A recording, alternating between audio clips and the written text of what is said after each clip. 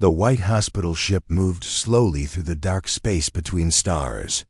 Its name was HFY Sanctuary, and it was the biggest medical ship that Earth had ever built.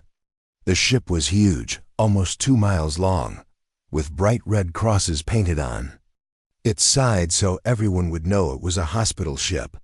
The crosses meant that this ship was for saving lives, not for fighting wars. Captain Jake Morrison stood on the bridge and looked out at the stars. He was 45 years old and had been commanding ships for 20 years, but he had never commanded a hospital ship before. This was different from his old warships.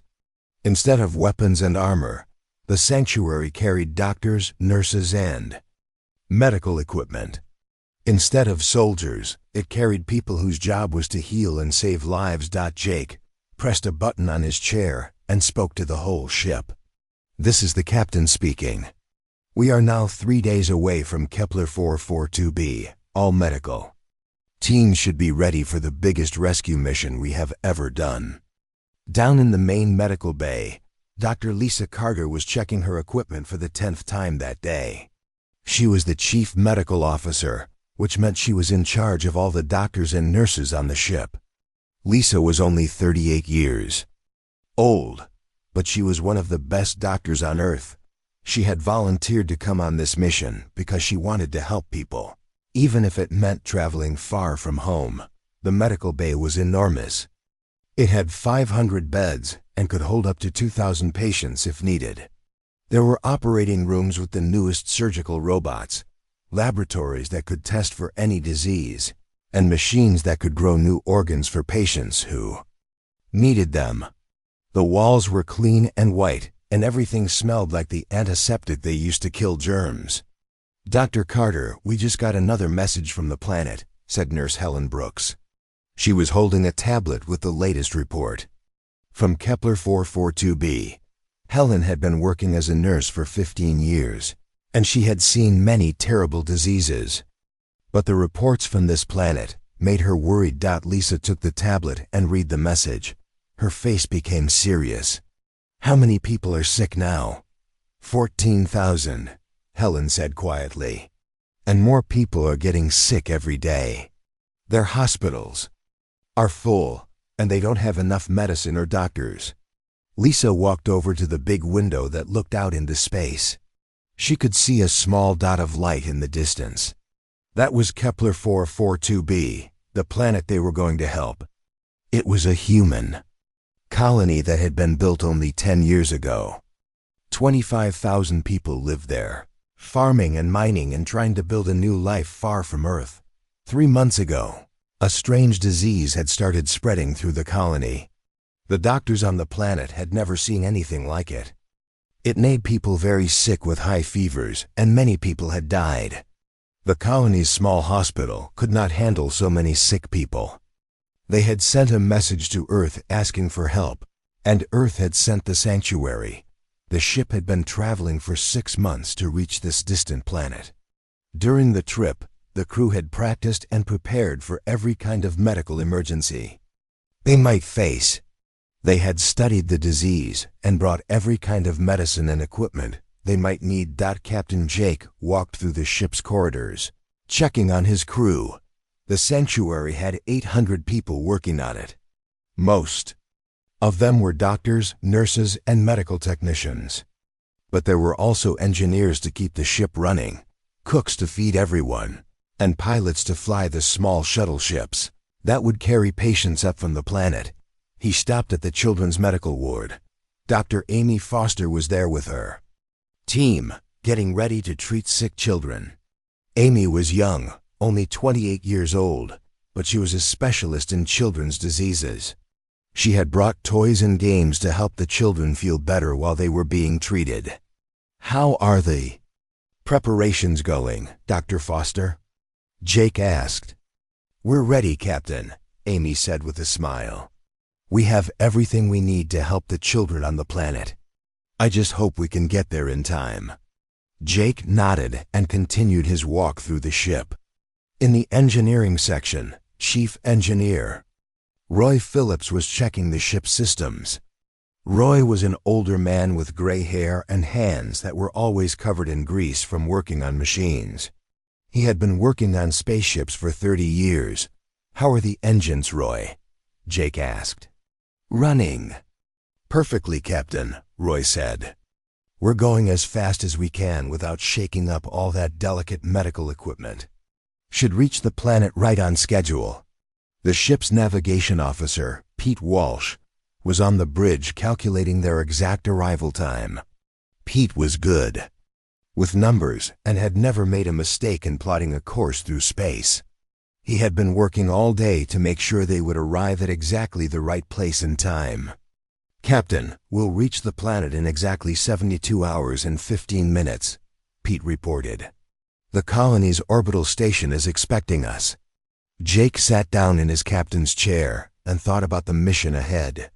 He had commanded warships before, ships designed to fight battles and protect Earth from enemies, but this was different.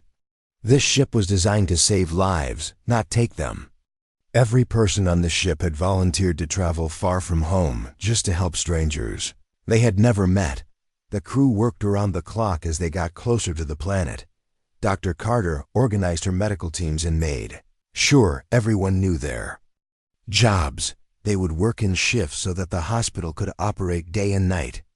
Some doctors would stay on the ship to treat the most serious cases, while others would go down to the planet to help with the local hospitals. Nurse Helen trained the younger nurses on how to handle the strange disease they would be fighting. They practiced putting on special protective suits and learned how to use the new medicines they had brought from Earth. Everyone was nervous but excited to finally do the job they had come so far to do. The ship's communication officer, Lieutenant Sarah Mitchell, kept in touch with the colony. Every day, she received updates on how many people were sick and how badly they needed help.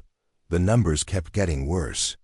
More people were getting sick and more people were dying. "The colony's main hospital is completely full," Sarah reported. To the captain, "They've had to set up emergency medical tents outside the city. They're running out of medicine and clean water." Jake felt the weight of responsibility on his shoulders. 800 of Earth's best medical professionals were counting on him to get them safely to the planet. And 25,000 colonists were counting on all of them to save their lives. As the sanctuary got closer to Kepler 442b, everyone on the ship could feel the excitement and nervousness growing. They had trained for this moment, but they had never faced anything this big before. It would be the largest medical rescue mission in human history. The ship's cooks prepared extra meals because they knew everyone would be working long hours once they reached the planet.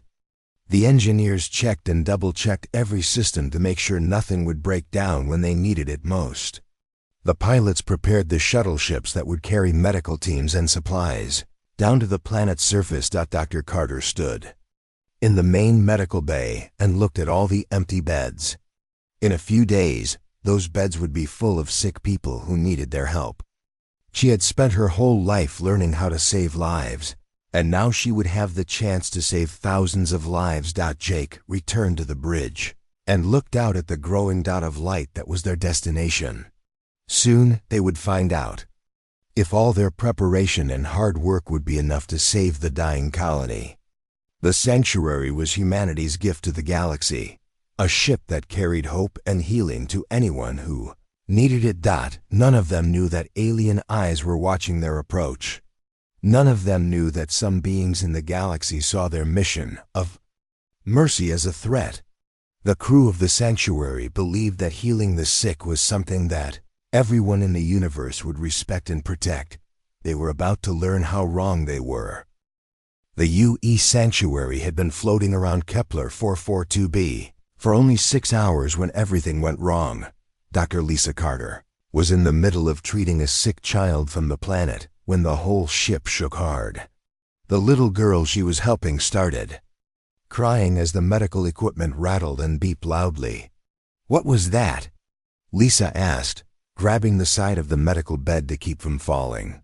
She had been a doctor on spaceships before, but she had never felt a ship shake like that.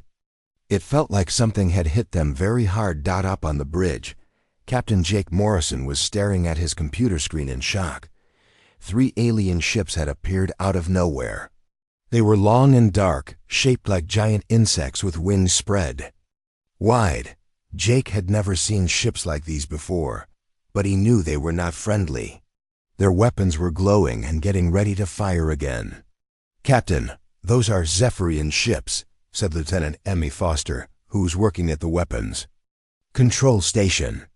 But the sanctuary did not have real weapons, only small lasers for shooting space rocks that might hit the ship. "Sir, they're not answering our radio calls." Jake quickly turned on the ship's communication system so everyone could hear him. "This is Captain Morrison calling all Zephyrian ships. We are a medical ship on a mission to help sick people. We are clearly marked as a hospital ship. You can see the red crosses on our hull. Stop your attack right now." The alien ships did not answer with words. Instead, they fired more energy weapons at the sanctuary. The bright blue beams hit the ship's protective shields and made them spark and flicker. The shields were not made to stop military weapons. They were only meant to protect the ship from space dust and small rocks. "Medical Bay 7 has been hit," shouted Chief Engineer Roy Phillips from his station. "We're losing air on Deck 12. The hull has been cracked open." Dr. Carter's voice came over the intercom from the medical bay. Her voice sounded scared, but determined. "Jake, I have 200 patients down here. Some are children who are very sick. We cannot move them without their life support machines." Jake felt his heart sink. The sanctuary was not built for fighting. It was built for healing. The ship had thick walls to protect against radiation, but not against military weapons. And it was full of sick people who could not be moved quickly. "Send out a distress signal to Earth," Jake ordered Lieutenant Sarah Mitchell, who was at the communications station. "Tell them we are under attack. Use the emergency code." The 3 alien ships kept firing at the hospital ship, but they were not trying to destroy it quickly. Instead, they were aiming at specific parts of the ship. They hit the medical bays where the patients were being treated. They hit the laboratories where medicines were made.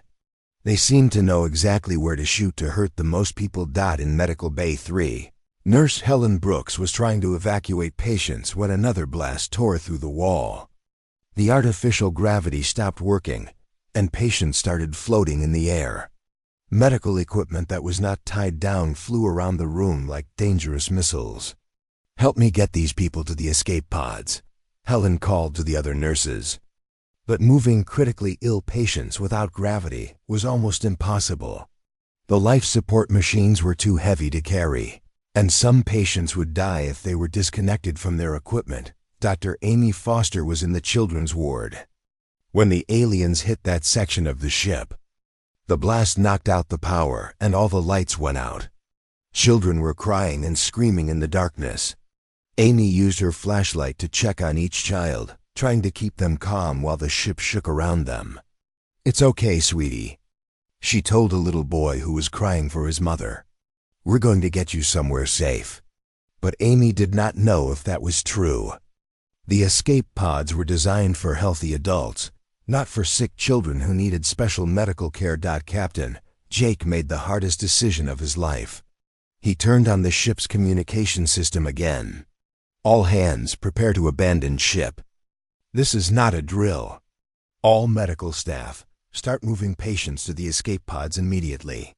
But the alien commander was not finished with them. The lead Zephyrian ship moved closer to the sanctuary. Its weapons were still glowing, ready to fire again. The alien in charge of the attack was called Hivemind Zefkar. He was the leader of this group of Zephyrian ships, and he had orders to send a message to the humans. Zefkar looked at the human hospital ship through his compound eyes. He could see the red crosses painted on its white hull. He knew what those symbols meant, but he did not care. The humans were expanding too far into space, building colonies on planets that the Zephyrians wanted for themselves. This attack would show them the cost of going where they were not welcome. Continue firing, Zefker ordered his weapons officer. Target their escape pods as they launch. Let none of them survive to tell their story. The first escape pod started launching from the sanctuary. Each pod could hold 20 people, but many of the pods were carrying sick patients who took up more space because of their medical equipment. Dr. Carter was in one of the first pods, helping to keep 3 critically ill patients alive during the escape. The Zephyrian ships turned their weapons on the defenseless escape pods. The small pods had no shields and no weapons. They were just metal containers with life support systems, designed to keep people alive until rescue ships could find them. "They're firing on our escape pods," Lieutenant Foster shouted in horror. "Captain, they're shooting at defenseless people." Jake watched in shock as the alien ships destroyed one escape pod after another. Each pod that was destroyed meant 20 more people were dead. These were not soldiers or pilots. They were doctors, nurses, and sick patients who had never hurt anyone. "Get me a communication channel to the lead alien ship," Jake ordered. When the channel was open, he spoke directly to the aliens. "This is a war crime. We are medical personnel. The people in those escape pods are doctors and patients. They are not combatants." Zefker's ugly face appeared on the screen. His insect-like features showed no emotion. "Human Captain, there are no innocents in war. Your medical ship supports your colonial expansion. We are eliminating a threat to our territory. We're here to save lives, not to take territory," Jake said, his voice shaking with anger. "We're treating sick people, including children." "Your species spreads like a disease across the galaxy," Zefker replied coldly. "This is the cure." More escape pods launched from the dying hospital ship, and more were destroyed by the alien weapons. In one pod, Nurse Helen Brooks held a crying baby while trying to keep an elderly patient breathing with a manual oxygen pump. The pod shook as alien weapons fired all around them. Dr. Amy Foster was in another escape pod with 12 sick children. The youngest was only 3 years old and needed constant medical attention. As the pod tumbled through space, Amy tried to keep the children calm while checking their vital signs with a small medical scanner. "Are we going to be okay?" asked a 10-year-old girl named Emma, who had been one of the first patients they had treated from the colony. "Yes, sweetie," Amy lied, holding the girl's hand. "Help is coming." But Amy could see the alien ships through the pod's small window, and she knew that help might not come in time.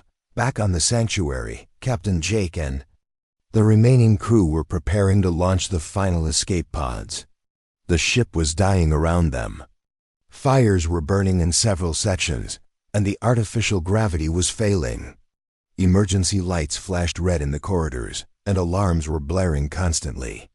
"Sir, we've lost life support on decks 9 through 15, reported Roy Phillips. "The main reactor is overloading. We have maybe 10 minutes before the ship breaks apart." Jake nodded grimly. "Get everyone into the last pods." "That's an order. What about you, Captain?" asked Lieutenant Mitchell. "I'll be in the final pod," Jake said. "I'm not leaving until everyone else is safe." But even as the last escape pods launched from the sanctuary, the Zephyrian ships continued their attack. They seemed determined to kill every human they could find.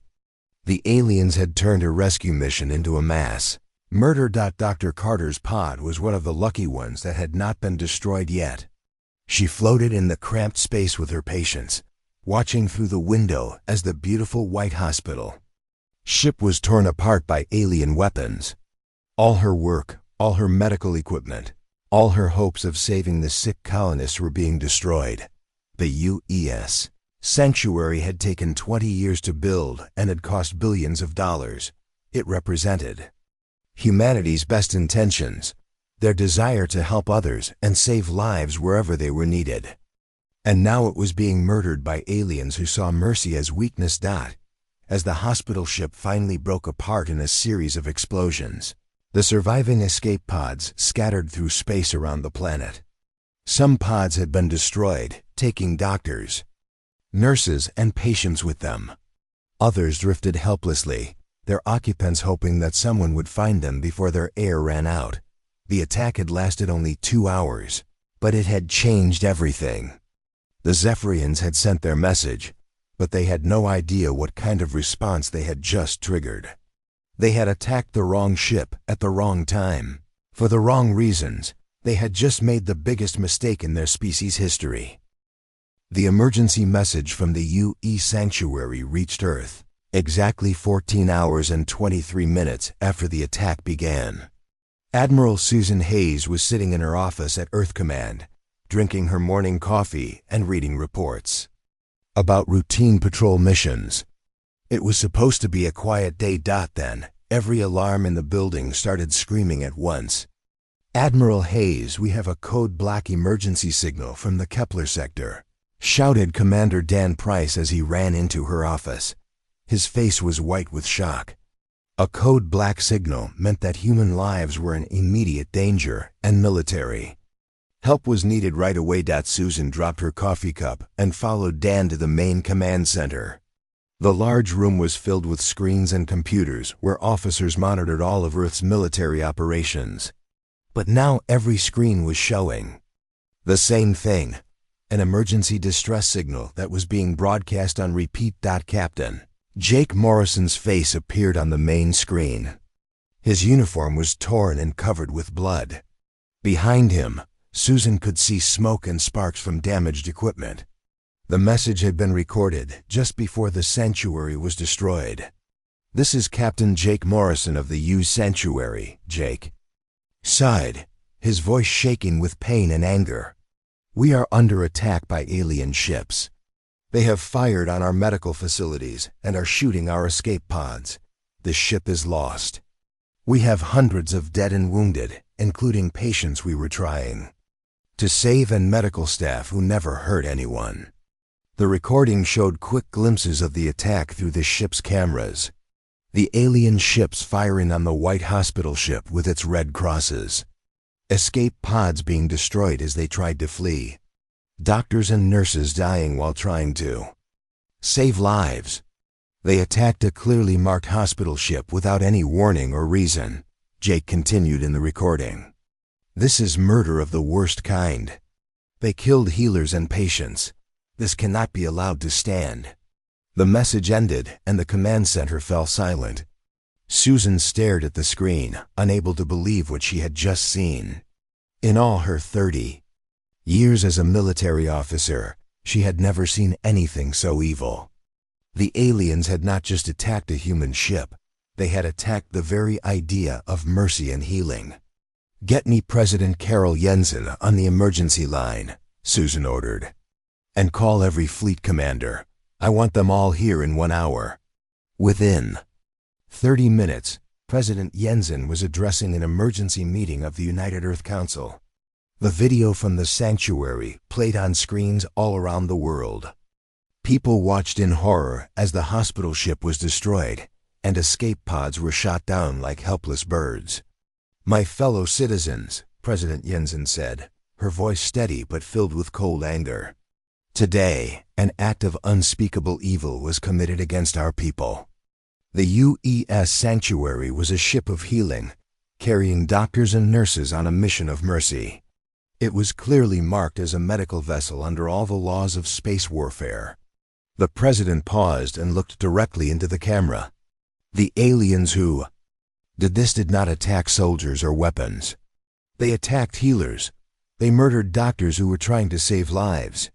They shot down escape pods carrying wounded patients and medical staff." Around the world, humans watched the footage and felt their hearts fill with rage.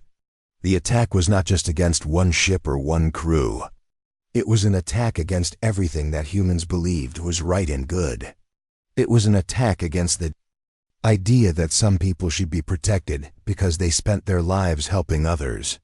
"This will not stand," President Jensen continued. "We will not allow the murder of medical personnel to go unpunished. I am calling for a full military response. Every ship, every soldier, every resource we have will be used to bring justice for the sanctuary and her crew. The vote in the United Earth Council was unanimous. Every nation on Earth, every colony in space, every human government agreed. 4. The first time in human history, the entire species would unite for war, back at Earth Command. Admiral Hayes was coordinating the largest military mobilization in human history. Officers were running everywhere, sending orders to fleets scattered across dozens of star systems. The huge screens showed ships changing course from all over human space, all heading toward Earth. "Admiral, we're getting responses from every sector," reported Colonel Frank Ellis, who was in charge of logistics. "The Fifth Fleet is leaving the Centauri system. The Seventh Fleet is abandoning their patrol routes near Vega. Even the Home Defense Fleet is preparing to move out." Susan nodded grimly. "How many ships can we gather?" "Every combat vessel we have, plus reserves and support ships," Frank answered, looking at his tablet. "We're talking about over 2,000 warships. It will be the largest fleet in human history." But Susan knew that numbers alone would not be enough. "Start calling up the reserves. Every retired officer, every mothballed ship, every military academy student who is close to graduating. I want them all ready for active duty." The mobilization was unlike anything Earth had ever seen. Shipyards that had been building civilian vessels immediately switched to making warships. Factories that made cars and computers started making weapons and armor. Millions of people volunteered to join the military, wanting to be part of the response to the hospital ship attack on Mars. The massive orbital shipyards worked around the clock to repair and upgrade every available ship. The Red Planet's famous engineering schools sent their best students to help. Even children too young to fight helped by collecting metal and materials for the war effort in the asteroid belt. Mining companies volunteered their ships and crews to help supply the fleet. These tough miners and their heavily armored ships would provide support and supplies for the main battle fleet. The space stations around Jupiter and Saturn became staging areas where ships gathered and crews prepared for the long journey to Zephyrian space. The stations had never seen so many military vessels in one place. Captain Tony Adams stood on the bridge of his battleship, the UES Retribution, watching as more ships arrived every hour. The Retribution was one of Earth's newest and most powerful warships, armed with plasma cannons and protected by the strongest armor that human technology could create. "Sir, the Martian Defense Fleet just arrived," reported his communications officer, Lieutenant Sarah Mitchell. "That brings our count to over 1,500 ships, and more are coming." Tony had been a military officer for 20 years, but he had never seen anything like this. Ships from every corner of human space were gathering for one purpose: to punish the aliens who had attacked a hospital ship. The attack on the sanctuary had done something that no human leader had ever been able to do. It had united every human faction, every political party, every rival nation behind a single cause. Even the merchant guilds and trading companies, who usually stayed out of military affairs, had volunteered their ships to help. "Captain Adams, this is Admiral Hayes," came a voice over the radio. "Report to the flagship for a briefing with all fleet commanders." Tony took a shuttle to the massive carrier UES Vengeance, which Admiral Hayes had chosen as her command ship. The Vengeance was enormous, big enough to carry 500 fighter craft and with room for thousands of crew members. The briefing room was packed with ship captains and fleet commanders from across human space. Some were old veterans who had been fighting space pirates for decades. Others were younger officers who had never seen real combat. But they all had the same look in their eyes: cold determination to make the aliens pay for what they had done. "Ladies and gentlemen," Admiral Hayes began, "we are here because of the worst war crime in human history. The Zephyrians attacked a hospital ship that was on a mission to save lives. They murdered doctors, nurses, and patients. They shot down escape pods carrying wounded people." She activated a holographic display that showed the Zephyrian home system. Intelligence reports indicate that they have approximately 800 warships defending their core worlds. Under normal circumstances, that would be a significant force. Hayes paused and looked around the room at all the determined faces. But these are not normal circumstances.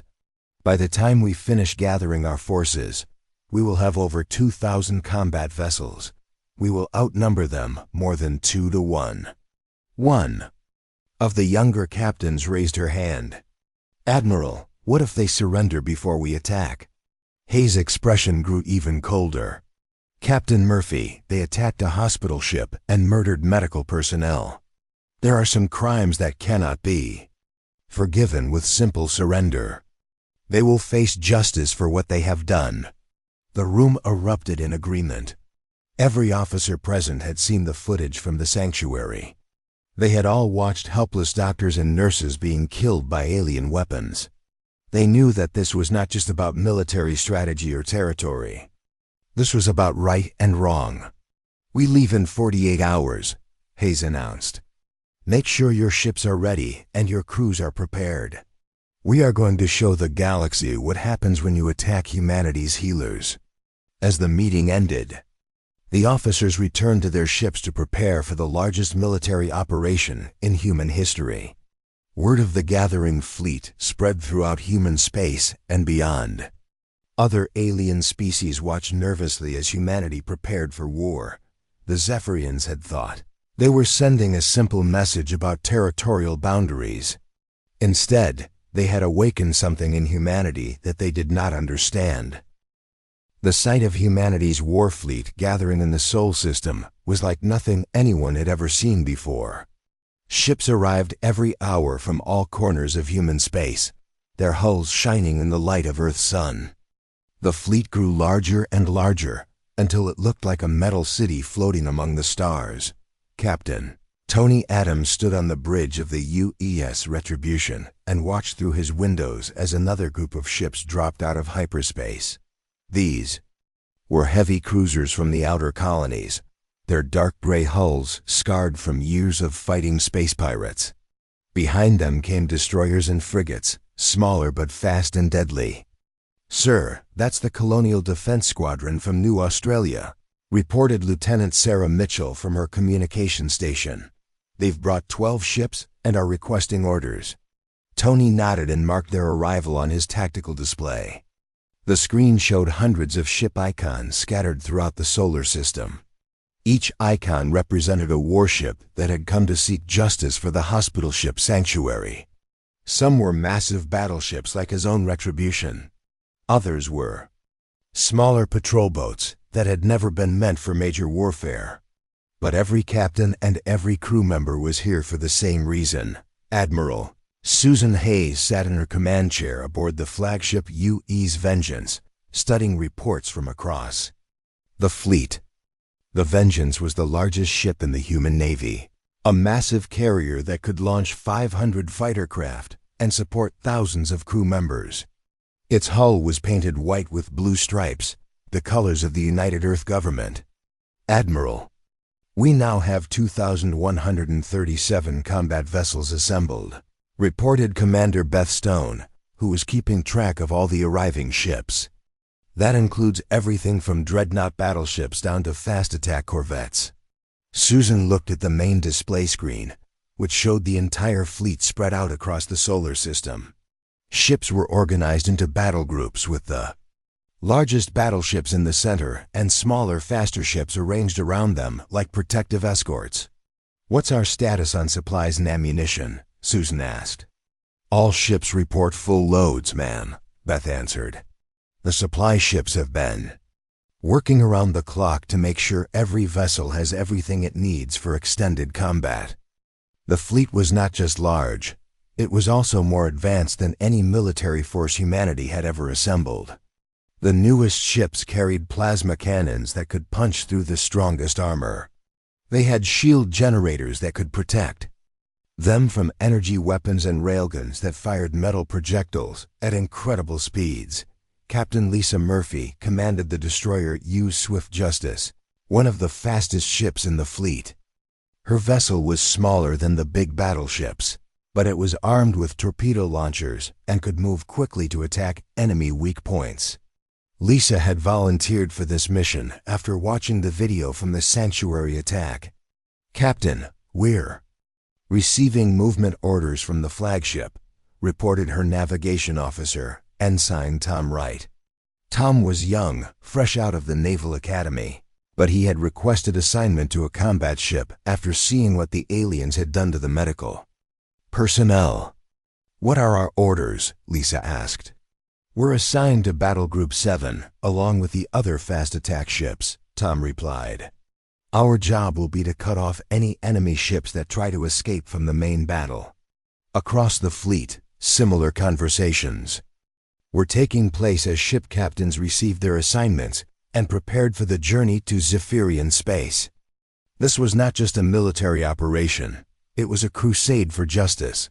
The crew of the U.S. Determination, a heavy cruiser, had painted the names of the sanctuary's crew members on their ship's hull. Captain Rick Foster had served with some of those medical officers in previous missions, and he wanted to honor their memory. "Every shot we fire will be for them," Rick told his weapons officer, Lieutenant Paul Green. The aliens thought they could murder healers and face no consequences. They're about to learn how wrong they were. On the medical ship U.S. Mercy, Dr. Kevin Murphy was preparing his own small contribution to the fleet. The Mercy was a hospital ship like the destroyed Sanctuary, but it also carried defensive weapons and armor. Dr. Murphy had insisted on joining the fleet despite offers of safe assignments on Earth. "Doctor, why are you coming with us?" asked Nurse Janet Scott, who was helping to prepare the medical bay for casualties from the coming battle. "Because they attacked our people," Kevin replied simply. "They murdered doctors and nurses who were trying to save lives. I won't stay safely on Earth while we seek justice for our fallen colleagues." The alien races throughout the galaxy watched the human fleet gathering with growing concern. News of the massive military buildup had spread quickly through diplomatic channels. Some species sent messages offering to mediate between humans and Zephyrians. Others quietly moved their own fleets away from the area where the battle would take place. The Altarian Republic, which had been neutral in most conflicts, sent a message to Admiral Hayes asking if humanity was planning a war of conquest. The reply was simple and direct: "We seek justice for murdered medical personnel. Nothing more, nothing less." On the planet Zephyr Prime, the homeworld of the Zephyrian Collective, Hivemind Zefker was beginning to realize that his attack on the hospital ship might have been a mistake. Intelligence reports showed that humans were gathering the largest military force in their history, all focused on his home system. "Supreme Commander, the human fleet numbers over 2,000 vessels," reported his intelligence officer, Submind Zeftal. "This is far larger than any force they have ever assembled before." Zefker's compound eyes reflected the tactical displays showing the approaching human fleet. He had expected some kind of response to his attack on their medical ship, but nothing like this. The humans were treating the destruction of one hospital ship as if it were an attack on their entire species. "Prepare all defense fleets," Zefker ordered. "Recall every ship from patrol duty. If the humans want to fight, we will give them one." But even as he gave the orders, Zefker felt a growing unease. The Zephyrian military was strong, with over 800 warships defending their core worlds. But the humans were bringing almost 3 times that number, and they seemed to be motivated by something more than military strategy. Back in human space, the final preparations for departure were being completed. Supply ships topped off every vessel's fuel tanks and ammunition storage. Engineering teams made last-minute repairs and upgrades to weapons and defensive systems. Admiral Hayes called a final meeting of all fleet commanders aboard the Vengeance. The briefing room was packed with over 200 ship captains, representing every type of vessel in the human navy. "Ladies and gentlemen," Hayes began, "in 6 hours we will begin our jump to Zephyrian space. This fleet represents the largest military force in human history, and it exists for one purpose: to seek justice for the crew of the UE Sanctuary. She activated a holographic display showing the enemy star system. Intelligence indicates that the Zephyrians have gathered approximately 800 ships to defend their home worlds. They have had time to prepare, and they know we are coming. One of the battleship captains raised his hand. "Admiral, what if they offer to surrender before we engage?" Hayes' expression grew cold. "Captain Williams, they murdered doctors and nurses. They shot down escape pods carrying wounded patients. They committed the worst war crime in human history. Simple surrender is not enough. They will face judgment for their actions." The room filled with murmurs of agreement. Every officer present had seen the footage from the sanctuary. They had watched helpless medical personnel being killed by alien weapons. They knew this was about more than military victory. It was about showing the galaxy that some crimes could never be forgiven. "Our primary objective is the complete defeat of the Zephyrian military," Hayes continued. "We will disable their ability to threaten human medical personnel ever again. Secondary objectives include the capture of those responsible for ordering the attack on the sanctuary." Captain Adams of the Retribution spoke up. "Admiral, what about civilian populations on their worlds?" "We are not here to harm innocent civilians," Hayes replied firmly. "Our target is their military and their leadership. We will avoid civilian casualties wherever possible. But make no mistake, the Zephyrian military will face the full consequences of their actions." As the briefing ended, the fleet commanders returned to their ships for final preparations. All across the solar system, ships began moving into formation for the jump to hyperspace. The massive fleet arranged itself in precise battle groups, with the largest ships in the center and screening forces on the flanks. Captain Tony Adams stood on his bridge and watched as the Retribution took its place in the formation. Around him, his crew worked quietly and efficiently, checking weapon systems and preparing for combat. They all knew they were about to make history. "All ships report ready for hyperspace jump," announced Lieutenant Mitchell. Tony nodded and opened a communication channel to his crew. "This is the captain speaking. In a few minutes, we will jump to Zephyrian space to seek justice for the murdered crew of the UE Sanctuary. They attacked healers and killed the innocent. Today, we show them the price of such evil." Admiral Hayes gave the final order from her flagship. The human war fleet came out of hyperspace at the edge of the Zephyrian home system like a storm of metal and fire. Over 2,000 ships appeared all at once, their hulls gleaming in the light of the alien sun. It was the largest military force that had ever been assembled in the history of the galaxy. Admiral Susan Hayes stood on the bridge of her flagship, the UE's Vengeance, and watched as her massive fleet took formation. The sight was overwhelming, even to her. Battleships, cruisers, destroyers, and fighters spread out across space in perfect military order. Each ship carried crew members who had volunteered to seek justice for the murdered medical personnel of the UES Sanctuary. "Admiral, we're detecting the Zephyrian Defense Fleet," reported Commander Beth Stone from her sensor station. 812 enemy vessels, all moving into defensive positions around their home planets. Susan studied the tactical display. The Zephyrian fleet was impressive, with large warships and advanced weapons. But the humans outnumbered them by more than 2-1. More importantly, the human crews were fighting for something the aliens could never understand: the principle that healers should be protected. "Open a communication channel to the entire fleet," Susan ordered. When the channel was ready, she spoke to all 2,000 ships at once. "This is Admiral Hayes to all vessels. Today we fight not for territory or conquest, but for justice. The Zephyrians attacked a hospital ship. They murdered doctors and nurses who were trying to save lives. They shot down escape pods carrying wounded patients. This cannot be allowed to stand." Throughout the fleet, Crews listened to their admirals' words and felt their determination grow stronger. On the battleship UE's Retribution, Captain Tony Adams turned to his crew. "You heard the Admiral. Today we show the galaxy that attacking human medical personnel has consequences." The Zephyrian fleet began moving toward the humans, their insect-like ships spreading out in attack formation. On the bridge of the alien flagship, hive mind Zefkur watched the approaching human armada with growing concern. He had expected a response to his attack on their hospital ship, but nothing like this. "Supreme Commander, they have brought their entire military," reported Submind Zeftal, his voice filled with worry.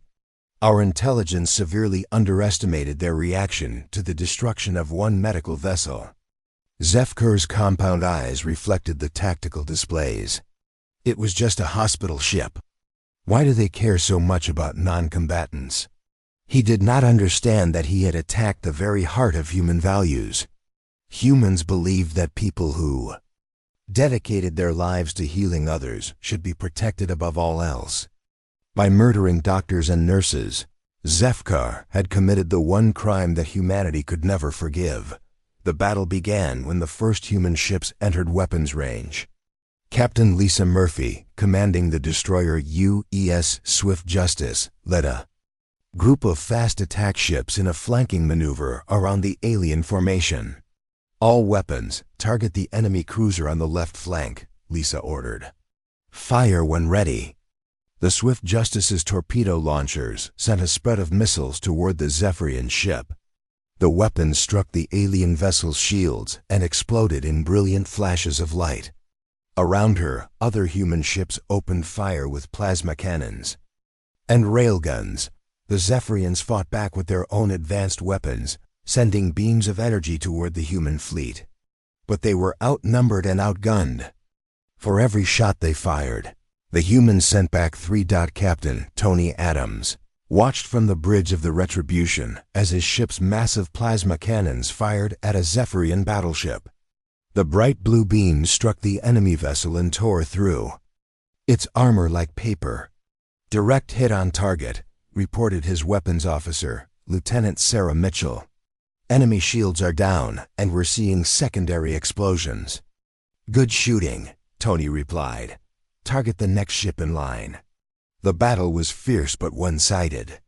The human fleet had been carefully planned and organized, with each ship knowing exactly what its job was.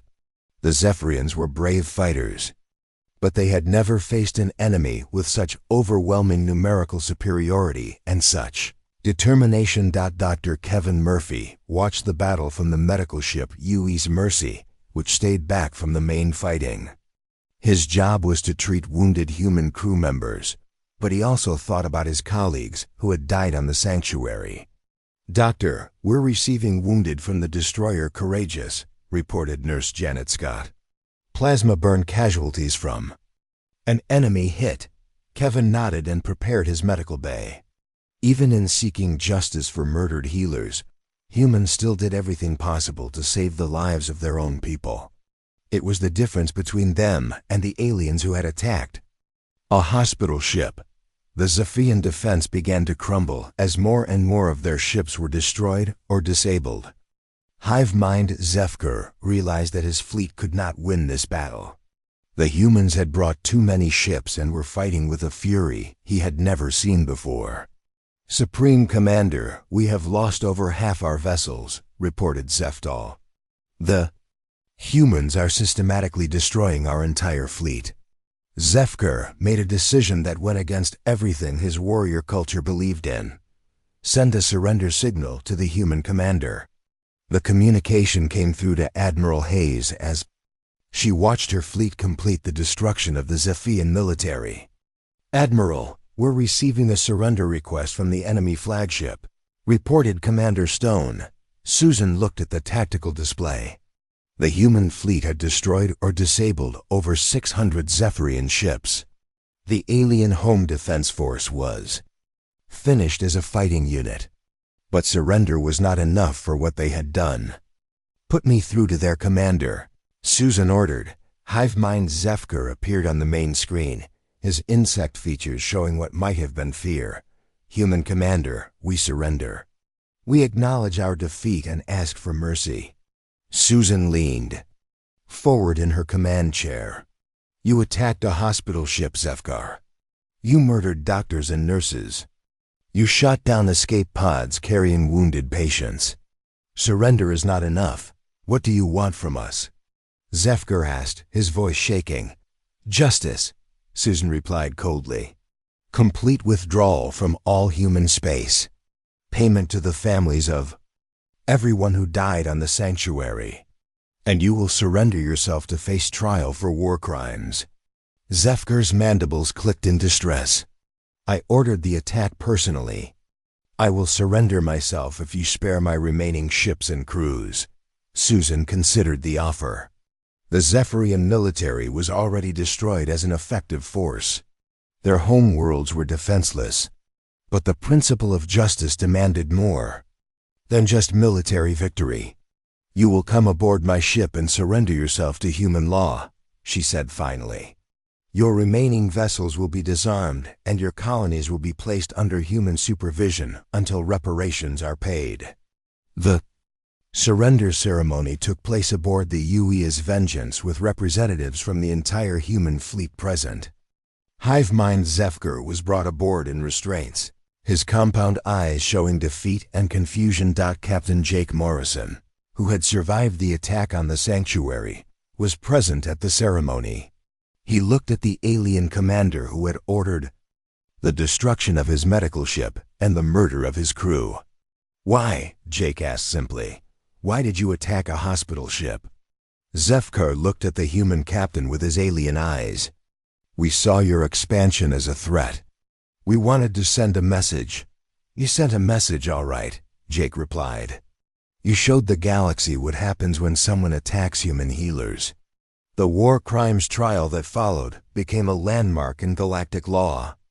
Zefkar was found guilty of ordering the attack on the clearly marked hospital ship and the murder of medical personnel. He was sentenced to life imprisonment on a human prison colony. More importantly, the trial established new laws protecting medical ships and personnel throughout the galaxy. The footage from the sanctuary attack and the overwhelming human response became a warning to every species in space. News of the battle spread quickly throughout the galaxy. Other alien races learned that humans would mobilize their entire military to protect their healers and punish those who attacked them. The lesson was clear: attacking human medical personnel was not just an act of war, it was an invitation to face the full fury of an entire species. Captain Adams, reflecting on the battle years later, wrote in his report, "They thought they could attack our most compassionate people without consequences. They learned that humanity's mercy has limits, but our justice does not." The UE sanctuary was never rebuilt, but her name lived on. A new class of hospital ships was named after her, vessels that carried not only medical equipment, but also enough weapons to defend their patients and crew. A memorial was built in Earth orbit at the exact spot where the sanctuary had been launched. It bore the names of all the crew members and patients who had died in the attack, along with a simple message: some things are worth fighting for, some things are worth dying for, and some things are worth unleashing the full power of humanity to protect. The Battle of Zephyr became known throughout the galaxy as proof that humans would go to any length to protect those who dedicated their lives to healing others. It was a reminder that while humanity preferred peace and mercy, they were capable of terrible wrath when their core values were threatened. The sight of over 2,000 human warships gathering to avenge a single hospital ship became a legend told throughout the galaxy.